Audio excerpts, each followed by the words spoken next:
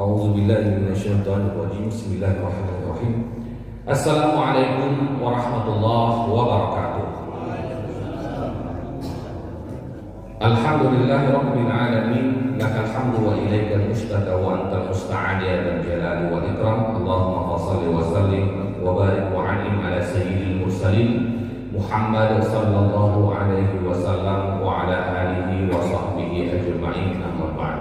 Yang sama-sama kita hormati ketua dan segenap pengurus Masjid Al-Muhajirin, alim ulama, tokoh masyarakat, bapak-bapak, ibu-ibu, jamaah salat subuh rahimani wa rahimakumullah. Alhamdulillah, kita bersyukur kepada Allah Subhanahu wa taala atas segala nikmat yang Allah berikan. Mudah-mudahan kita selalu menjadi hamba-hamba yang bersyukur, karena hamba yang bersyukur ini Allah tambahkan terus nikmatnya. Sebagaimana janji Allah, la in syakartum la azidannakum. Apabila kalian bersyukur, maka aku menambahkan nikmat untuk kalian. Dan kita berlindung kepada Allah, jangan sampai kita menjadi hamba-hamba yang kufur nikmat, hamba-hamba yang tidak pandai mensyukuri nikmat yang telah Allah berikan, sehingga Allah memberikan kepada kita azab. Sebagaimana janji Allah juga, wala in kafartum inna adabi lasyadid. Dan salah satu nikmat yang paling besar Allah berikan kepada kita adalah nikmat waktu dan kesempatan.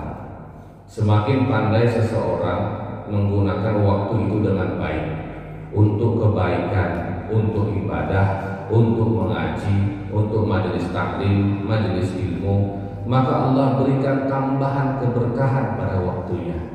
Jadi waktu yang kita miliki itu tambah berkah. Waktu yang kita miliki itu lebih bermanfaat di setiap harinya. Sedangkan orang-orang yang tidak pandai memanfaatkan waktu dengan baik, maka lihatlah bagaimana kehidupannya tidak barokah. Rasa-rasanya pekerjaan itu tidak selesai-selesai. Cepat sekali waktu berlalu, tidak selesai. Kenapa? Tidak barokah waktunya. Ada sebuah kisah yang menarik. Ini guru saya ketika di Syam. Itu Syekh almarhum Syekh Wahbah Az-Zuhaili yang mengarang kitab Al-Fiqhul Islami wa Adillatuhu dan yang menulis tafsir Al-Munir. Beliau guru saya selama di Suriah selama 4 tahun. Beliau itu waktunya sangat-sangat padat. Subuh beliau ada kajian, pagi beliau mengajar, zuhur beliau ada kajian, terus sepanjang hari, sepanjang waktu beliau hanya digunakan untuk ilmu. Tetapi beliau mampu menulis kitab-kitab, kita katakan kitab babon, kami katakan kitab-kitab besar. Al-Fiqhul Islami wa Adillatuhu, kitab fikih itu dalam 4 mazhab, itu ditulis dalam 11 jilid. Kemudian beliau menulis tafsir Al-Munir 17 jilid. Itu baru yang besar. Beliau tulis lagi, nama kitabnya Ensiklopedia Islami. Ya. Itu juga 11 jilid. Luar biasa. Beliau tulis kitab besar-besar, banyak-banyak. Sampai-sampai orang heran, kapan beliau sempat nulis waktunya? Kapan waktu beliau untuk menulis itu kapan? Subuh, sebelum subuh beliau tahajud, ada kajian subuh, ada mengajar. Beliau juga terbang karena beliau adalah ulama internasional, ya. dosen terbang internasional kemana-mana. Kapan beliau nulis kitab segede-gede ini? Karena saya juga menulis buku, ya. Saya menulis buku, 2 buku saya, itu pun udah pontang-panting saya menulisnya. Ya. Kapan selesainya? Lama, bukunya kecil, tipis, tapi lama betul saya menulisnya. Karena menulis itu butuh waktu, menulis butuh referensi. Luar biasa, tapi beliau menulis kitab. Jadi ditanya sama beliau, kapan waktu beliau sempat menulis itu?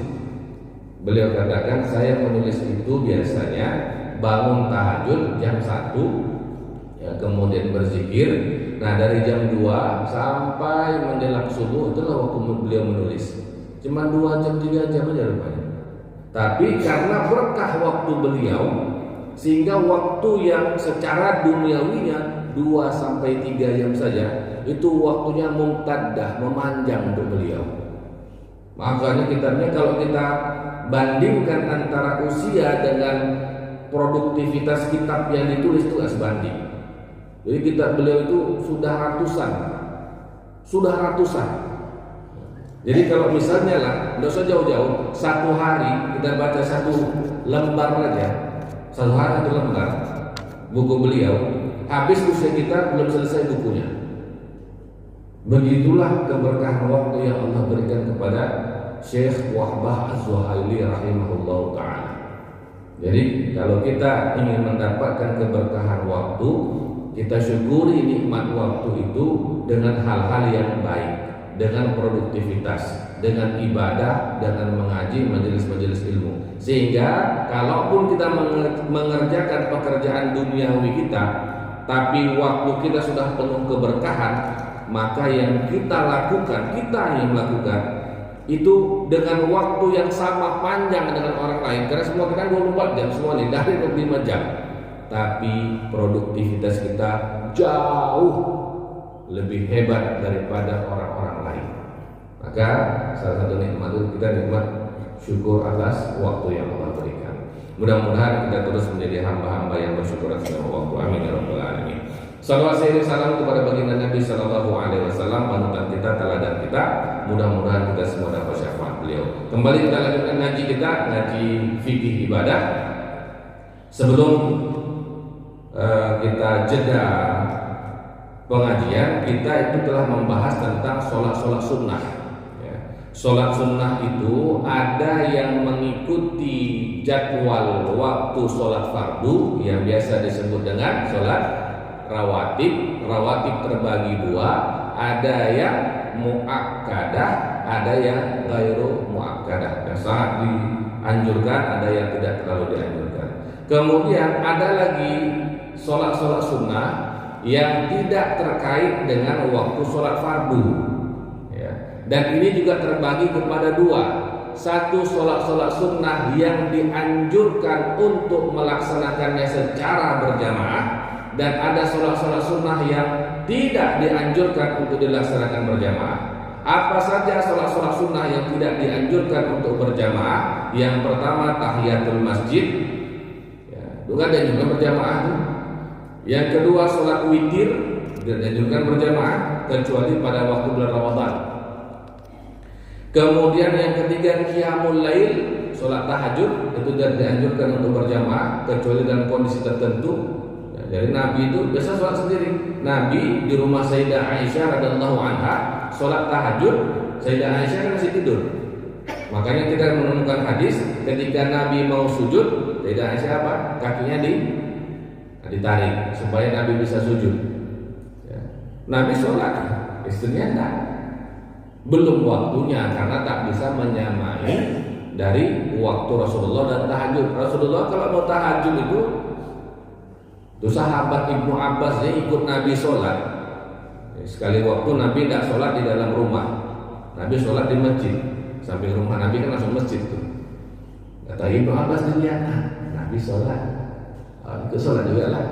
Allahu Akbar. Rakaat pertama nih baca apa? Surah Al-Baqarah. Ibnu Abbas berpikir ini habis Al-Baqarah ini rukuk lah ini.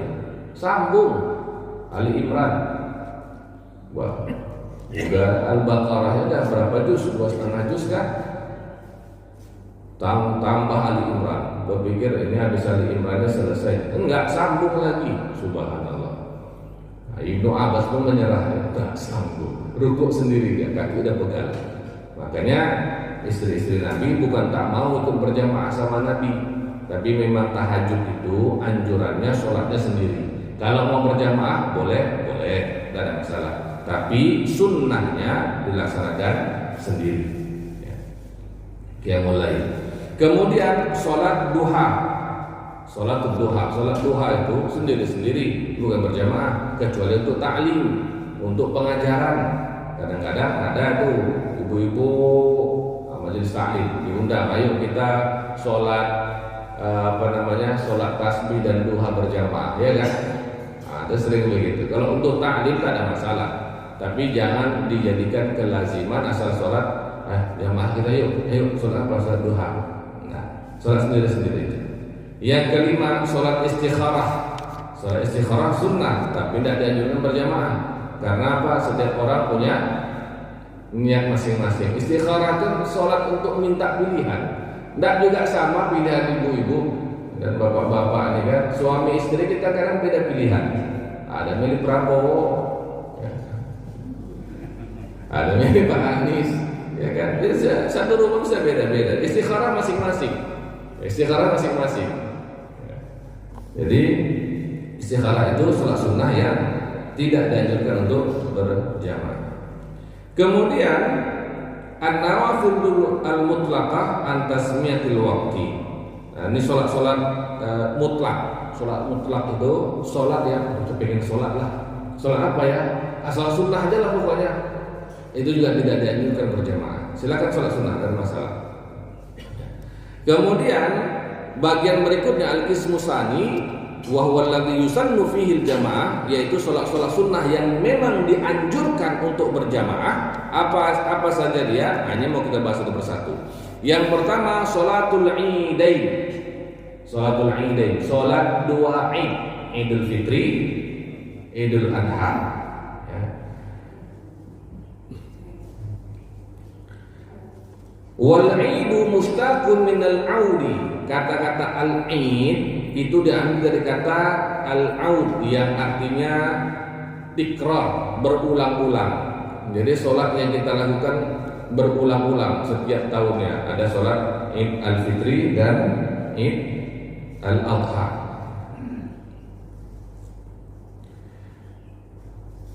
Kemudian zamanu masyru'iyyatiha, kapan waktu pelaksanaannya. Syuri'at sholatu Idul Fitri wa Idul Adha fi sanati tsaniyati lil hijrah. Disyariatkan sholat Idul Fitri dan Idul Adha ini pada tahun kedua Hijriah. Ya, tahun pertama belum ada. Tahun kedua Hijriah baru diadakan sholat Idul Fitri dan Idul Adha. Wa awwalu idin sholatun Nabi sallallahu alaihi wasallam Idul Fitri min as-sanati tsaniyah lil hijrah. Dan yang pertama sekali Nabi laksanakan di antara sholat Idul Fitri atau Idul Adha, mana yang pernah duluan? Duluan Idul Fitri. Ya, duluan Idul Fitri Nabi sholat sholat Id, baru kemudian jumpa dengan sholat Idul Adha. Jadi pertama sekali itu Idul Fitri itu maka meriah betul. Ya. Sahabat-sahabat sangat berbahagia, bergembira. Di mana dilaksanakannya? Dilaksanakan kalau kita di Madinah itu di sebelah kanan Masjid Al-Ghamamah. Nah, Masjid Al-Ghamamah dekat dengan Masjid Abu Bakar juga Al-Ghamamah. Dulu di situ adalah area terbuka atau semacam lapangan, dan Nabi sholat Idul Fitri di situ. Lalu kemudian ketika sholat Id itu masanya itu kan agak panas. Ya, sholat Id itu agak panas dia, agak lama, dilamakan sedikit waktu duha kan begitu. Nah, karena agak panas, maka datanglah awan yang menaungi Rasulullah dan sahabat-sahabat. Nah, itu disebut dengan al-ghamam, awan-awan. Makanya area itu kemudian diabadikan menjadi Masjid Al-Ghamamah, tempat di mana terjadi peristiwa sholat Idul Fitri dan di atasnya ada awan yang menaungi mereka. Itu kan keren. Ya. Sholat di tempat terbuka, kondisi mulai agak-agak terik, ya kan? Tiba-tiba datang awan menaungi. Itu kan keren. Gimana sahabat itu imannya nggak makin meningkat? Ya. Panas, tiba-tiba datang awan. Ya. Subhanallah. Itulah sahabat. Ya, beruntungnya para sahabat. Baik. Kemudian di dalam Al-Quran juga disebutkan di dalam surah Al-Kautsar, a'udzubillahi minasyaitonirrajim, bismillahirrahmanirrahim, inna a'tainakal kautsar fasholli li rabbika wanhar, maka sholatlah untuk Tuhanmu dan menyembelihlah. Wa rawa Al-Bukhari wa Muslim, diriwayatkan Imam Bukhari dan Muslim, an Abi Sa'id Al-Khudri radhiyallahu anhu, dari Abu Sa'id Al-Khudri, karena Rasulullah sallallahu alaihi wasallam, bahwasanya Nabi sallallahu alaihi wasallam yakhruju yaumal fitri wal adha ila musalla. Nabi keluar pada hari Al-Fitr dan Adha, maksudnya Idul Fitri dan Idul Adha, ilal musalla, ke tempat sholat. Jadi kalau yang namanya musola itu apa? Suatu tempat yang bukan masjid tapi dijadikan untuk sholat. Kalau masjid adalah suatu bangunan yang digunakan untuk sholat 5 waktu. Musola istighfar itu masjid itu hukumnya. Karena di sana ada sholat 5 waktu. Di sini masjid kita ini dinamakan dengan jami karena di sini dilaksanakan sholat Jumat. Jadi musola itu semua tempat yang di sana dilaksanakan sholat. Di rumah kita ada satu tempat kosong kecil, kita space-nya kecil, di situ kita buat khusus untuk sholat, itu namanya musola. Lapangan tempat kita sholat Idul Fitri itu namanya musola. Nah, cuma kita di Indonesia ini musola itu yang belum ada sholat Jumatnya musola disebut. Ya, nah, jadi ada perbedaan. Itu masalah bahasa ya tuh. Ya, secara fikih yaitu kalau musola itu dilaksanakan secara 5 waktu dan ada memang bangunan yang permanen, maka disebut dengan masjid. Ya. Kemudian fa'awwalu syai'in yabda'u bihi as-shalah. Maka hal yang paling pertama Nabi lakukan adalah sholat. Summa yansarifu, kemudian selesai sholat, fayakunu muqabilan nas wan nasu julusun ala sufufihim fayu'iduhum wa ya'muruhum. Dan kemudian setelah sholat Nabi akan menghadap ke arah manusia dan orang-orang itu semua duduk dalam keadaan bersaf-saf. Jadi masih habis sholat, kita jangan bubar dulu. Habis sholat id itu sunnahnya tetap duduk seperti itu. Kadang-kadang ini jamaah ya, khatib naik ke mimbar tengok jamaah udah bubar, enggak dalam saf lagi lah. Udah mulai ke sana, ada ke sana, berlindung di bawah pohon ya kan. Tetap di tempat duduk saf kita. Di sini hadis ini disebutkan demikian. Wan nasu julusun ala sufufihim, mereka duduk di tempat saf mereka sholat. Ya. Nah, paling ke belakang ke depan sedikit. Ya, itu tidak ada masalah tuh ya, ngepaskan ya. Fayu'iduhum wa ya'muruhum, dan Nabi memberikan nasihat-nasihat untuk mereka. Fa in kana yuridu ay yaqta'a ba'than qata'ahu wa ya'muru bi syai'in amara bihi thumma yansarif. Ya, dan juga Nabi memberikan khutbah di sana, ya, hal-hal yang baik dan hal-hal yang apa yang boleh, apa yang tak boleh. Kemudian Nabi pun selesai daripada khutbah tersebut. Wa hukmu sholatul Id. Sekarang apa hukum sholat Id? Hiya sunnatun muakkadah. Hukum sholat Id sunnah muakkadah. Jadi bukan wajib. Sholat Id itu hukumnya sunnah. Nah, cuman kita kadang-kadang kita lihat ada orang ya, yang sholatnya itu sholatnya sunnah aja, nggak pernah sholat wajib. Itu pun sunnahnya itu sunnah Idul Fitri sama Idul Adha. Ya, nggak ketemu orang ini kecuali sholat Idul Fitri sama Idul Adha. Sholat wajib nggak ada nih kerjakan. Itu ada juga ada. Padahal itu hanya sunnah. Tapi entah kenapa ya kan hati ini kalau lihat orang seperti itu agak-agak mau ketawa sepertinya. Ini orang dikejar-kejarnya sholat sunnah, ya fardu ditinggalkannya. Ini namanya lah juga. Li'annahu sallallahu alaihi wasallam lam yatrukha munzu syuri'at hatta tawaffahu Allahu azza wa jalla. Karena sunnah muakkadah, sunnah yang sangat-sangat dianjurkan, karena Nabi tak pernah meninggalkan sekalipun sholat Id ini dari semenjak pertama kali disyariatkan tahun kedua Hijriah sampai beliau wafat. Tidak pernah Nabi absen sholat Id, baik Idul Fitri atau Idul Adha.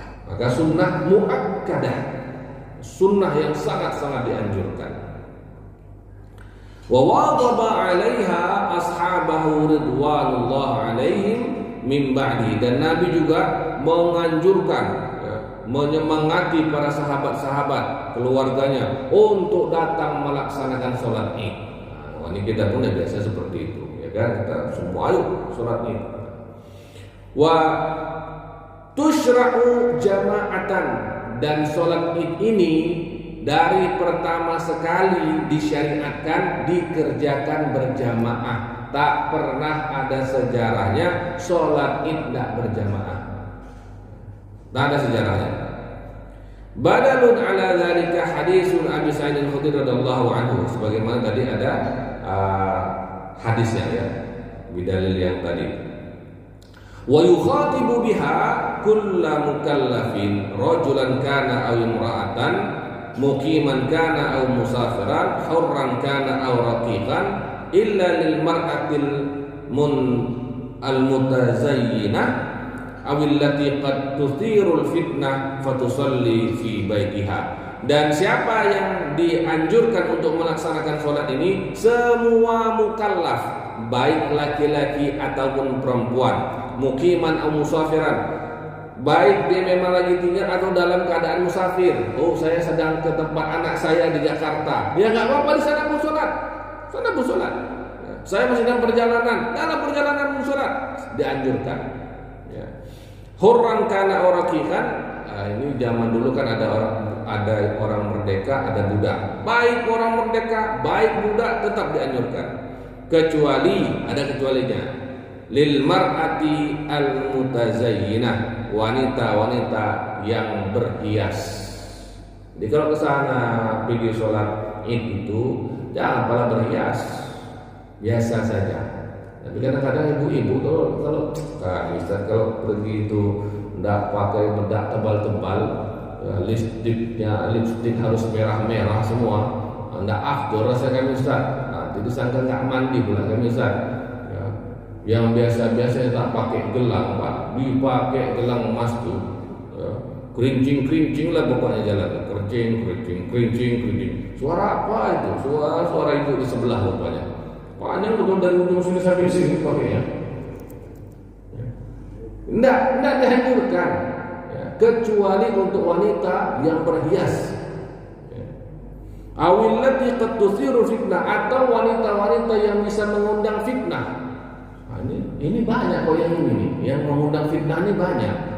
Kadang-kadang jamaah ibu-ibu ini, ya Allah ya Rabbi ya Rahman ya Rahim, memang ya, berangkatnya itu mau sholat, tapi pakaiannya itu ketat. Ya, itu ada. Itu kan mengundang fitnah namanya. Ya, pakai pakaiannya putih, ya, agak tipis pula. Tentu lain pula kepikiran si jemaah bapak-bapak yang berangkat kan, lain pula kepikiran itu. Ada lagi sudahlah tipis bajunya, tipis pula lah mukenanya pun tipis, nampak sampai dalam. Ini mengundang fitnah. Ini bagus di rumah aja. Ya, sholat di rumah. Sholat apa? Sholat sunnah lah, sholat duha. Ya, bukan sholat Id.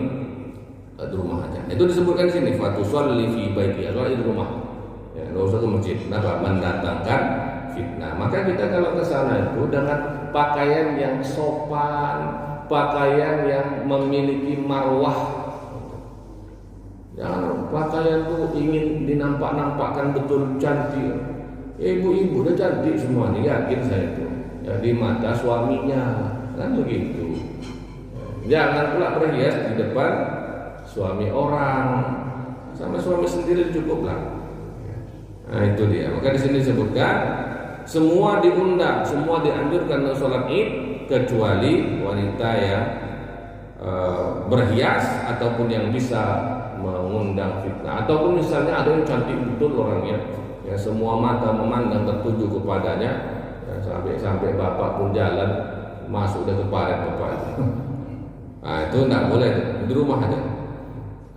Nah kemudian wadalla ala adamil wujubi qauluhu sallallahu alaihi wasallam, dan dalil yang menyebutkan bahwasanya sholat Id ini tidak sampai wajib adalah hadis dari Nabi sallallahu alaihi wasallam, khamsu sholawatin fil yaumi wal lailah. Ketika Nabi ditanya, sholat apa yang wajib? 5 sholat siang dan malam. Hal alayya ghairuha, apakah ada lagi yang diwajibkan sholat kepada wahai Rasulullah? Qala la, tidak ada. Illa an tatawwa, kecuali engkau mau sholat sunnah. Jadi inilah yang wajib itu kalau kita sholat cuma 5, enggak bertambah-tambah. Lain itu semua sunnah. Walaupun Nabi melaksanakan Id ini terus, ya, enggak pernah beliau tinggalkan. Kemudian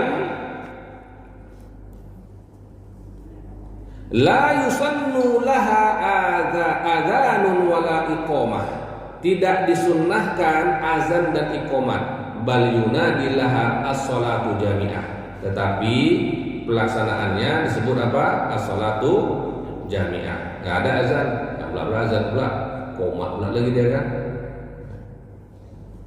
Ini yang jangan sampai. Insyaallah lah kita enggak ada yang begitu Ustaz. Alhamdulillah. Mana tahu lupa. Kemudian waktu sholatul Idi, kapan waktu sholatnya? Ia bertadiu waktuha bitulu'i syamsi, mulai dari semenjak terbitnya matahari. Wa yastamiru ila zawaliha, berlangsung sampai tergelincir. Jadi sholat Id itu antara mulai masuk waktu isyraq sampai nanti zuhur. Itu jangka waktunya tuh. Cuma tak ada. Dan dari kita yang sholatnya jam 9 jam 10 kan? Enggak ada. Enggak bisa pagi-pagi itu. Ya, biar enggak panas. Tapi kalaupun ada, itu masih sah waktunya. Wa yadullu ala hadza ma rawahu al-Bukhari, dan hadisnya dari riwayat Imam Bukhari anil Barra, dari Al-Barra, sami'tu Rasulullah sallallahu alaihi wasallam yakhutub, aku mendengar Nabi sallallahu alaihi wasallam berkhutbah. Inna awwal ma nabda'u min yaumina hadza an nusalli, hal yang paling pertama kita mulai pada hari ini, maksudnya hari Idul Fitri, adalah kita sholat. Wal yauma yabda'u bitulu'il fajri, dan hari itu dimulai dari semenjak terbitnya fajar. Wal waktu masyghulun bi sholatil fajri qabla tulu'i syamsi wa bi sholatil zuhri ba'da zawaliha. Nah, pelaksanaan waktu sholat tadi, ya. Jadi sholat dulu. Wa waqtuha al-mufaddal 'inda irtifa'i syamsi qadra rimahi li muwadhabati Nabi sallallahu alaihi wasallam ala salatiha fi dzalikal waqti. Dan waktu yang paling afdol ketika memang sedang naik meninggi matahari sampai sekedar dari anak panah, busur panah, ya. Jadi memang waktu duha lah, udah pas. Kalau kita laksanakan itu kira-kira 7.30 itu udah pas. Memang segitulah waktunya, karena begitulah yang Nabi laksanakan. Tapi kalaupun ada yang laksanakan jam 10, mana tahu ada kan, nah, itu juga tidak masalah, itu masih sah ya, tapi tidak ada saya rasa ya, panas yaitu pagi. Jadi ada banyak jemaah gelisah kan, pagi ada gelisah. Kaifiyatuha, bagaimana kaifiatnya?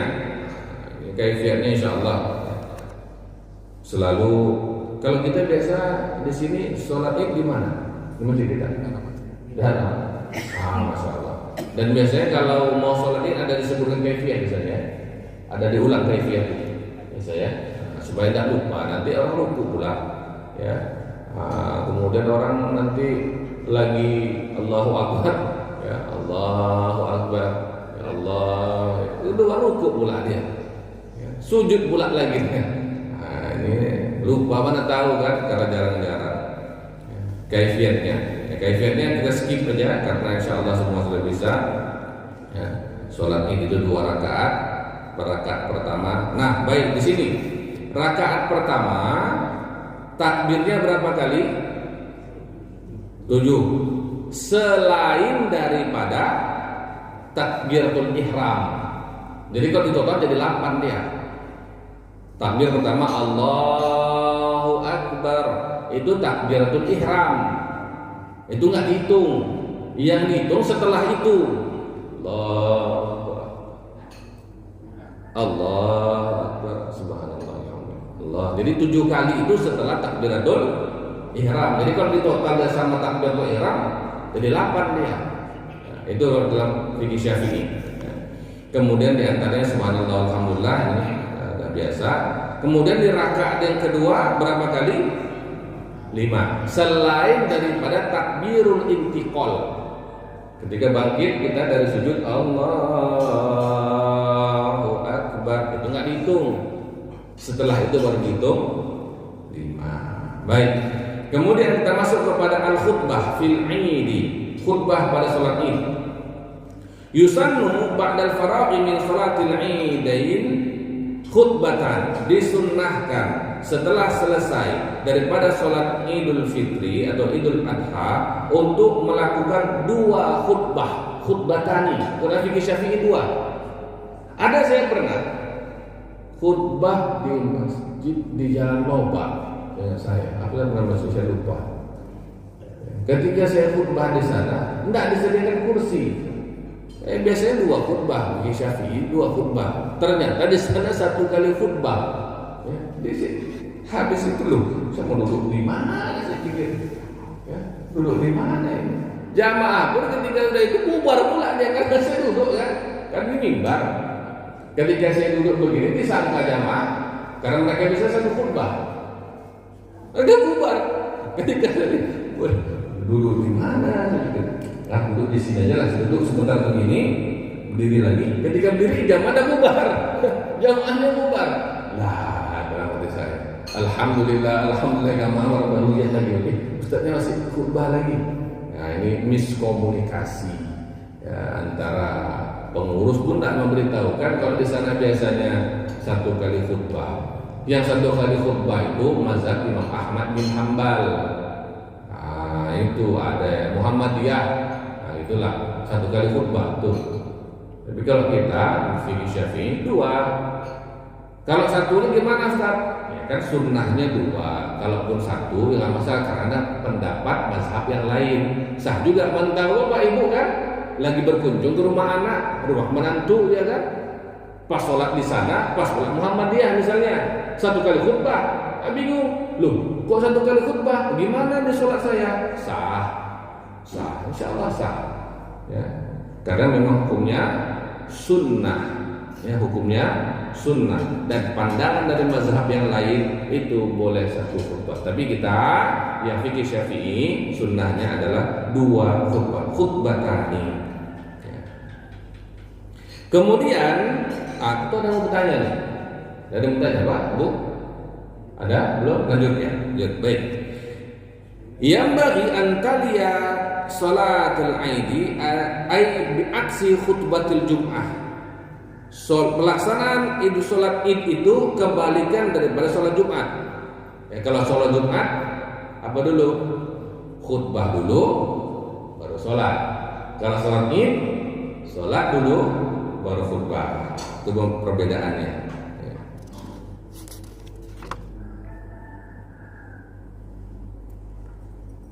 Kemudian yang kedua, kullu ma dzakarnahu min arkani khutbatail jum'ah wa sunaniha yantabiqu ala khutbatil 'idi aidan.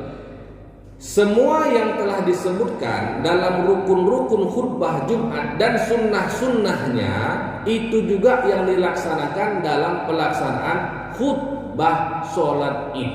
Jadi khutbah sholat Id itu sunnah-sunnahnya, rukun-rukunnya sama.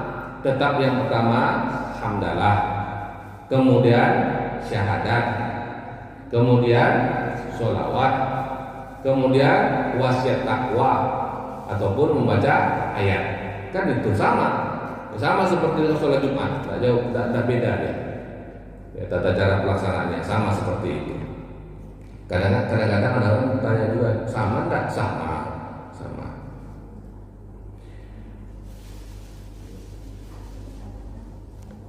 Wa an Ubaidillah bin Abdullah bin Utbah bin Mas'ud radhiyallahu anhu qala as-sunnatu ayyahtubal imamu fil 'idaini khutbataini. Disunnahkan agar berkhutbahlah imam ketika pelaksanaan sholat Id itu 2 kali khutbah. Yufassilu bainahuma bijulusin, dan dipisahkan antara kedua khutbah itu dengan duduk. Nah, sama dengan sholat Jumat. Jadi yang paling afdolnya dia yang imam, dia yang khutbah. Itu afdolnya. Tapi kalau susah pula, ya kan, kita sudah biasa dengan imam tempatan kita, Ustaz, imam tetap kita. Ya nggak apa-apa, bagus juga, nggak masalah. Tapi kalau mau afdol, sama. Sholat Jumat pun begitu. Sholat Jumat itu yang paling afdol, yang khutbahlah yang jadi imam. Karena Nabi seperti itu. Tapi kalau saya suka aja, saya senang aja kalau udah ada imam tempatan. Ya. Nah, habis suara saya, habis khutbah tuh agak serak sedikit. Ya. Habis khutbah, sholat Jumat, jadi imam lagi kan, kadang-kadang agak serak. Ya, senang aja. Tapi kalau pun diminta untuk menjadi imam, ya tidak masalah. Sesuai dengan sunnah Rasulullah Sallallahu Alaihi Wasallam. Ya. Baik. Yusannu ayyabda al-khutbah al-ula bitis takbiran. Disunnahkan untuk memulai khutbah yang pertama dengan 9 kali takbir. Wal khutbatu tsaniyah bi 7 takbirat, dan khutbah yang kedua 7 kali takbir. Nah, ini termasuk membedakan dengan sholat Jumat. Khutbah sholat Jumat nggak ada pula takbir kan? Nah, pula nanti tiba-tiba kan pengurus masjid ini nggak ada nih, lagi ke tempat ke tempat menantu ya kan, diminta pula khutbah, ya, khutbah Jumat, ya. Khutbah Jumat takbir pula ya Allahu Akbar. Jangan. Ketika waktu sholat Id, nah sholat Id ini memang agak ada istimewa ya. 9 kali takbir awalnya, jadi langsung Allahu Akbar, Allahu Akbar, Allahu Akbar. 9, khutbah yang kedua 7 kali. Ya. Itu yang membedakannya.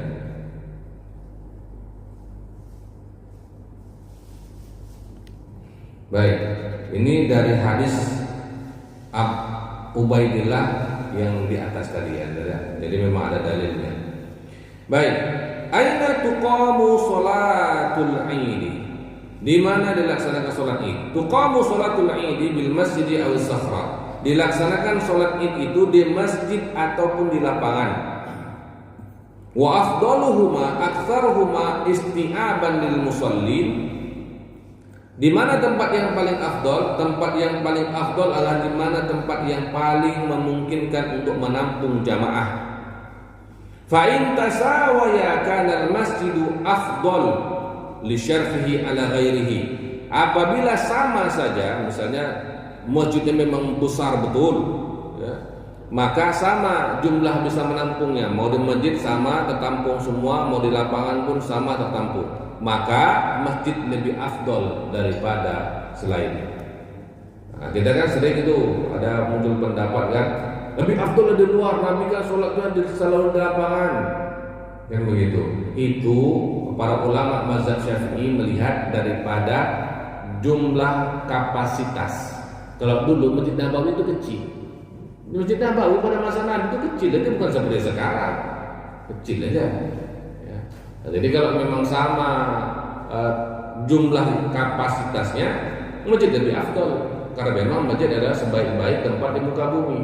Tapi dulu pada masa Nabi masjid tak bisa menampung sahabat sebanyak itu, maka dilaksanakanlah di area lapangan, di area Masjid Gomamah sekarang. Dulu tidak ada masjid di situ, dulu lapangan aja itu. Ya. Nah, jadi kawan-kawan Muhammadiyah tidak salah Pak. Kawan Muhammadiyah kan pokoknya sholat di masjid tuh, nggak mau mereka di lapangan. Nggak salah, itu sesuai fikih Syafi'i. Kita saja yang ya, nah, seperti. Tapi kan kita memang karena kapasitas tidak memungkinkan, maka kita laksanakan di lapangan. Ya. Mana yang lebih mampu menampung kapasitas lebih banyak itu lebih afdol. Baik. Kemudian wa inna ma shallahan Nabi sallallahu alaihi wasallam bis-sahra li daiqi masjidihi. Adapun Nabi sallallahu alaihi wasallam salat di lapangan karena sempitnya masjid Nabi. Idza kana al-isti'ab. Ketika pada masa itu karena memang kondisinya ya, dulu samping-samping Masjid Nabawi itu rumah-rumah sahabat tuh. Dulu ya, samping-samping Masjid Nabawi udah masjidnya kecil. Samping-samping itu rumah sahabat, tidak bisa menampung, mau lebar ke kiri ke kanan pun tidak bisa. Maka di sana di area Masjid Gomamah dia. Waqad alimta annaha tushra'u jama'atan lirijali wan nisa'i amatan al-mukallifin. Nah, memang karena memang yang diundang di sana laki-laki dan perempuan. Kalau Jumat kan hanya laki-laki saja. Makanya kalau masjid ini cukuplah. Tapi kalau namanya sholat Id laki-laki perempuan tidak cukup lagi dia kan, nah, maka carilah tempat yang lebih lapang. Fa idza kana al-masjid muttasi'an bihaitsu yustaw'abu jami'al musallin birizqin wa rahatin lam yaqa li afdalati safar makna.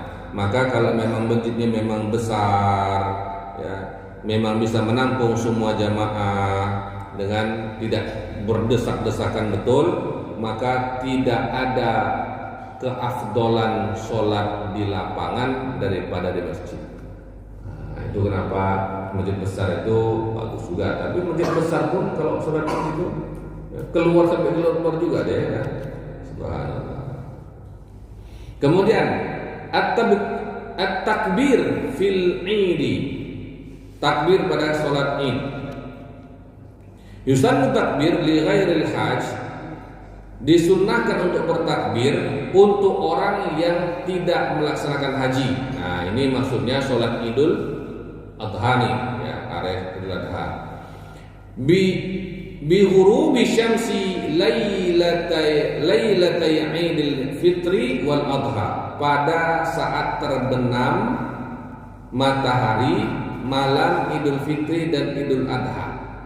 Nah, itu dia. Kalau orang jamaah haji lain case-nya ya. Ini untuk yang enggak haji nih, baik Idul Fitri atau Idul Adha, terbenam matahari, ini mau malam takbiran nih, sudah mulai itu. Habis sholat maghrib kita sudah bertakbir.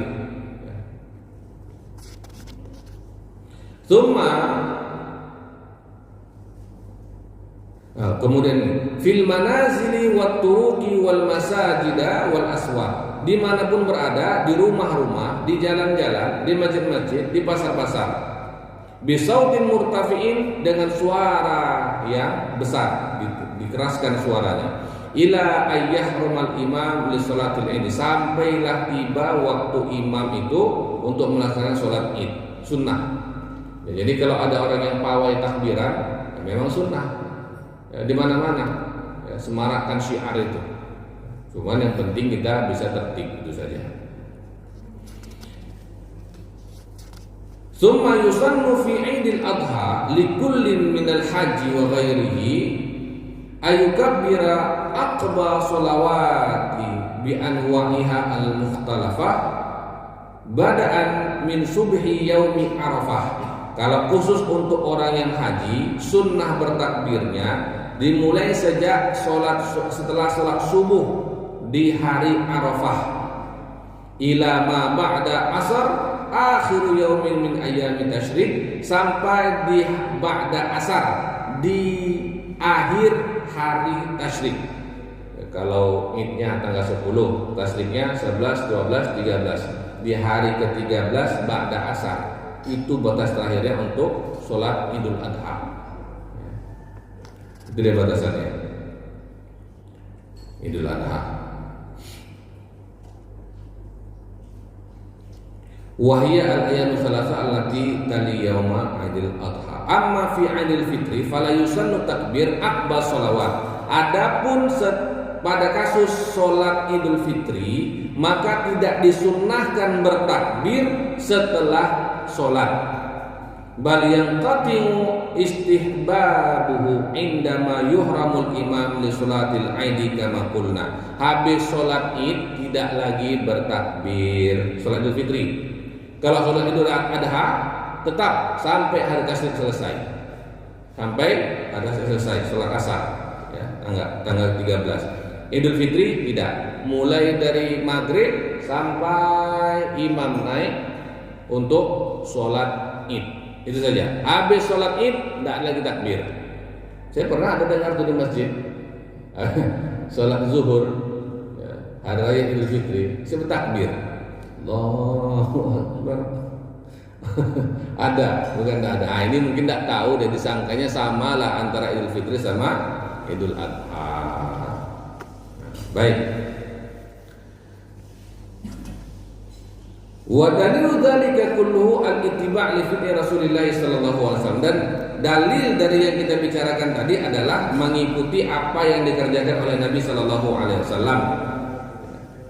Dari Ammar radhiyallahu anhu, Anna Nabi sallallahu alaihi wasallam kana yukabbiru yauma Arafah. Bahwa Nabi sallallahu alaihi wasallam bertakbir pada hari Arafah, salatal ghadah wa yaqta'uha salatal asri akhir ayyam, dan setiap kali salat sampailah nanti beliau berhenti pada setelah salat asar akhir ayyam tasyrik, di hari terakhir hari tasyrik. Jadi tanggal 13 asar dia, bukan maghrib, asar. Hada hadisu sahihul isnad. Nah, hadisnya sahih isnad. Wa kana Ibnu Umar radhiyallahu anhu yukabbiru fi qubbatihi bi Mina, fa yasma'uhu ahlul masjid fa yukabbirun wa yukabbiru ahlul aswaq hatta tartafi'u Mina takbiran. Nah, ini pada masa Ibnu Umar juga begitu. Ya, bertakbir sampai di Mina, sampai ke pasar-pasar, semua bertakbir. Wa kana Ibnu Umar yukabbiru bi Mina tilkal ayyam khalfas salawat wa ala farashihi fi fustatin wa majlisihi wa mamsyahu tilkal ayyam jami'an. Jadi memang terus habis sholat, sebelum sholat bertakbir terus, sunnahnya seperti itu. Kemudian min adabil aidi, adab dari sholat id, pelaksanaan sholat id. Yang pertama ayyagtasila wa tatayyaba wa yalbisul jadid min thiyabihi lima marra fil jum'ah. Mandi, kemudian bersih-bersih, kemudian memakai pakaian yang baru. Nah, itu sunnah ya, ketika sholat id. Jadi memang sunnahnya pakai pakaian baru. Dan juga sebagaimana yang disunahkan ketika hari Jumat, potong kuku, ya, pendekkan kumis, nah, itu semua masih bagian dari sunnah, itu bisa. Yang kedua yusannu ayyubakkira an-nasu bil hudur ilal masjid salah al-aid. Disunahkan untuk berpagi-pagian menghadiri sholat subuh, ya, menghadiri sholat subuh. Jadi kalau sunnahnya itu kita hadir sholat subuh, habis sholat subuh tidak pulang lagi, sunnahnya begitu ya, sunnahnya begitu. Kemudian yang ketiga yusannu fi idil fitri ayyakula syai'an qabla khurujihi ila sholat. Disunnahkan kalau sholat idul fitri makan sedikit sebelum ia keluar untuk sholat. Jadi betul ya, makan sedikit dulu ya, apa yang bisa kita makan untuk sholat idul fitri, makan dulu sedikit.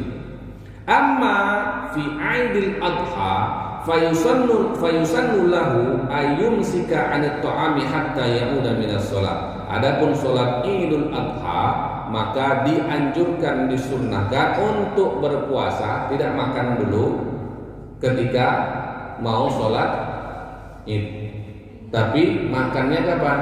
Setelah pulang dari sholat idul adha. Nah, itu memang sudah benar, kita sudah kerjakan seperti itu biasa kan?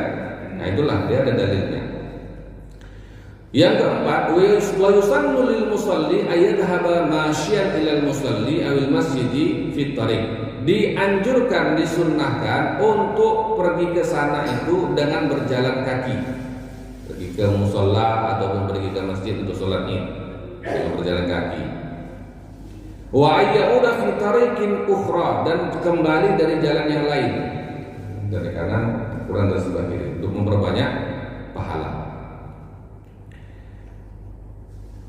An Jabir radhiyallahu anhu kana Nabi sallallahu alaihi wasallam kana yaumu aidin khalafa tariq.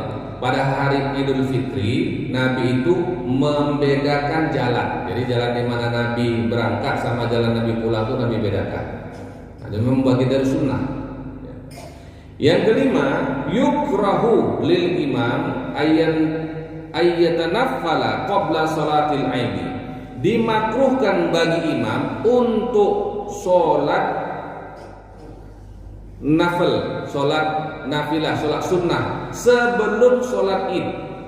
Wala yukrahu li ghairihi dzalika ba'da tulu'i syamsi, dan tidak dimakruhkan untuk selain imam hal tersebut setelah matahari terbit. Jadi kalau imam jangan, nanti disangka orang imam sholat, itu maksudnya.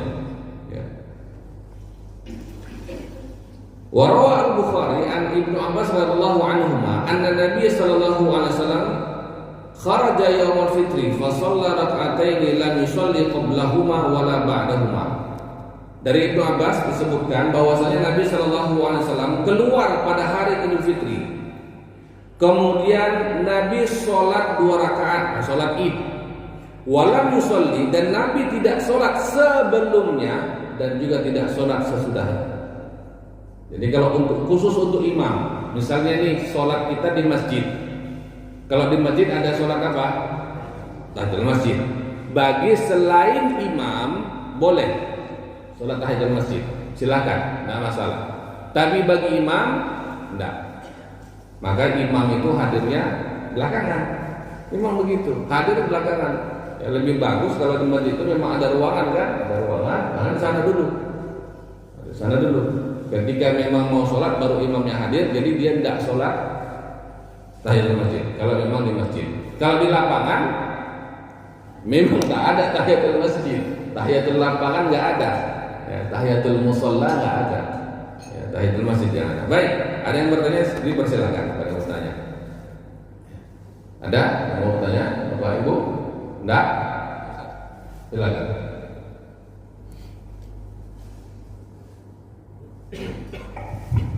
Mungkin di luar tema Ustaz. Ya. Masalah korban. Ya, boleh. Karena kemarin sudah pilih korban sudah lewat, tapi ini baru mau tanya. Ini ada yang bertanya sama saya Ustaz. Jadi mereka ini atau orang itu mau berkorban tapi atas nama orang tuanya. Jadi apakah ini kalau boleh gimana Ustaz? Kira-kira boleh kan?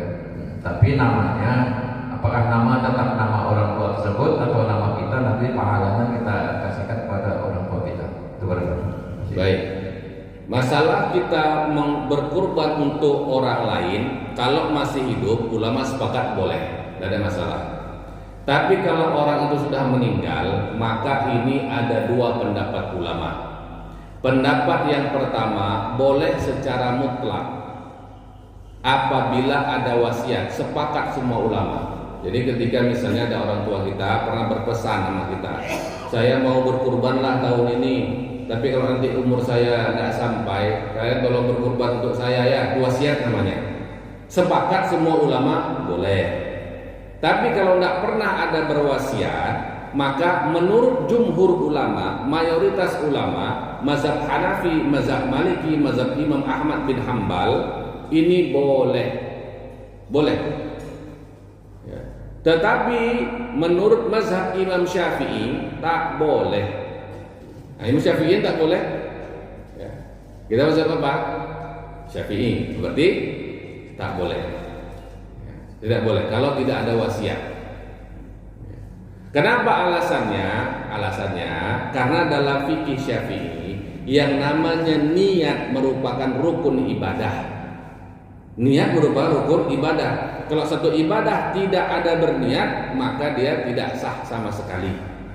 Ya, berbeda dengan mazhab Hanafi, mazhab Maliki, mazhab Imam Ahmad bin Hambal. Niat itu bukan rukun, tapi syarat sah. Syarat dia masuknya, bukan di rukun. Nah, itu dia bedanya, Pak, Bu. Maka kalau kita mazhab Syafi'i harus ada niat. Nah, orang yang sudah meninggal bisa berniat. Bisa berniat enggak orang sudah meninggal? Anda bisa, makanya tidak sah. Kenapa kalau berwasiat sah? Karena ketika masih hidup dia berniat. Karena sudah niat dia. Nah, itu makanya dia sudah berniat, orang tua kita ini sudah berniat, hanya saja tak sampai umur, tapi niatnya sudah ada, rukunnya sudah cukup dia, tinggal pelaksanaan. Kalau tidak ada wasiat berarti tak ada niat, maka tidak boleh. Oleh karena itu, kalau kita mau mengambil mazhab yang jumhur mayoritas, silakan, boleh, tidak ada masalah, secara mutlak. Ada wasiat, tak ada wasiat, boleh. Tapi kalau kita memang kekeh, saya pokoknya mau mazhab Syafi'i Ustaz, tapi orang tua saya tidak berwasiat, bagaimana? Maka bagi orang yang memang mau kokoh memegang mazhab Syafi'i, dia boleh berkurban atas nama dia, lalu dia hadiahkan pahalanya untuk orang tuanya. Jadi ada solusi, bukan tak ada sama sekali solusinya.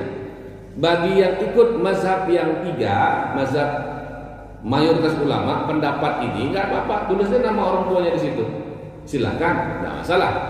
Tapi kalau memang saya pokoknya maunya mazhab Syafi'i, saya Syafi'i tulen pokoknya, oke, maka tulis nama Anda di sana. Lalu setelah selesai berkurban, Anda berdoa maka kepada Allah, ya Allah, terimalah kurbanku dan berikanlah, hadiahkanlah pahala yang untuk orang tuaku. Dapat, tidak ada masalah. Jadi begitu Ji. Boleh, silakan. Niat untuk berkorban itu apakah waktu kita membayar uang kepada panitia atau sewaktu kita menyaksikan penyembelihan? Baik. Niat itu adalah ketika pelaksanaan, ya. Nah, kalau kita menyembelih sendiri, maka ketika menyembelihlah niatnya. Tapi karena kita mewakilkan kepada panitia, maka niatnya kita mulai ketika menyerahkan kepada panitia. Karena panitia adalah wakil kita. Saya wakilkan kurban saya kepada panitia. Nah, panitia ketika hendak menyembelih, panggil tuh yang mana? Sapi 1, Bapak Bulan, Ibu Bulin. Ini ya, bismillahirrahmanirrahim, saya akan menyembelih atas nama yang disebutkan. Bismillahirrahmanirrahim. Panitianya yang harus berniat ketika itu. Kita sudah selesai niatnya ketika menyerahkan kepada panitia. Kalau panitianya lalai, panitia berdosa. Lalai dia, lupa dia. Main tebas saja, lupa saya berniat. Nah, dalam panitia itu jadi soal sama Allah. Kenapa engkau khianat? Ya kan? Lupa diniatkan untuk orang itu tadi.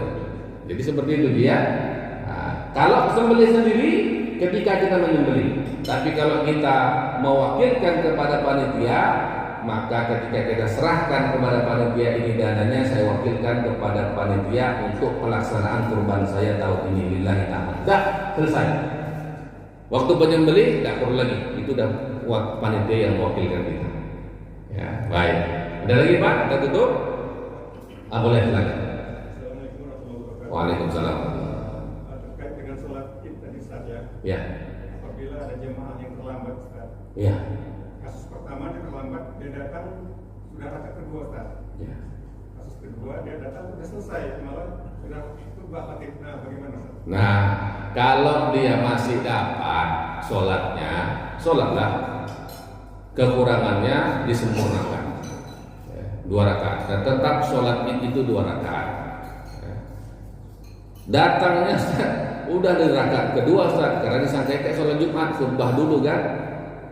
Datang telat dia, tetap dia sempurnakan, ya, dia sempurnakan. Ikut dia tetap sholat, disempurnakan 2 rakaat secara cepat. Kalau dia datang, orang dah khutbah, maka tak ada lagi sholat untuk dia. Duduk aja lah, dengerin itu khutbah. Kenapa? Karena bisa sholat sendiri, ya, cuman tetap dia mendengarkan khutbah idnya itu. Ya sudah, berarti memang tidak ada rezeki dia untuk sholat id, tapi dengan khutbahnya saja, tidak masalah. Nah, seperti itu. Baik, ada yang mau tanya? Ibu silakan Ibu. Waalaikumsalam warahmatullahi wabarakatuh.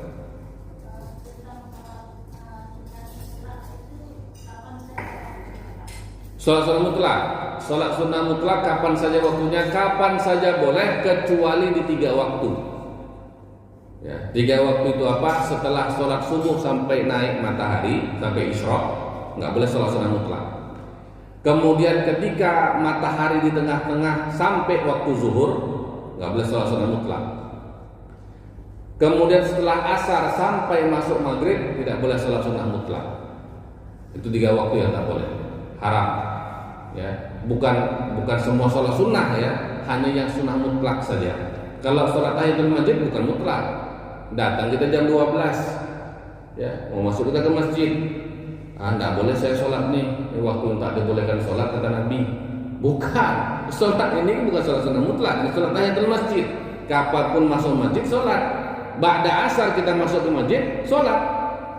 Ba'da subuh kita masuk ke masjid, sholat. Kecuali ada kajian, kalau ada kajian nggak usah sholat kan, mengganggu pula. Ya. Langsung bertasbih, ganti dari sholat tahiyatul masjid bertasbih kalau ada pengajian. Ya. Nah, baik, terima kasih Bunda, pertanyaannya bagus sekali. Baik, ada lagi? Selesai kita? Alhamdulillah ya, aroma pun sudah sampai di sini kita kan. Terima kasih banyak Bapak Ibu Allah Subhanahu wa taala. Mudah-mudahan apa yang kita kaji pada kesempatan kali ini bermanfaat untuk kita, menambah ilmu kita dan menjadikan kita hamba-hamba yang semakin dekat dengan Allah dalam melaksanakan ibadah kita. Karena al ilmu qoblal amal, berilmu sebelum beramal. Terima kasih dan kita tutup dengan doa kifaratul majelis. Subhanallahumma bihamdik, asyhadu an la ilaha illa anta astaghfiruka wa atubu ilaik. Assalamualaikum warahmatullahi wabarakatuh.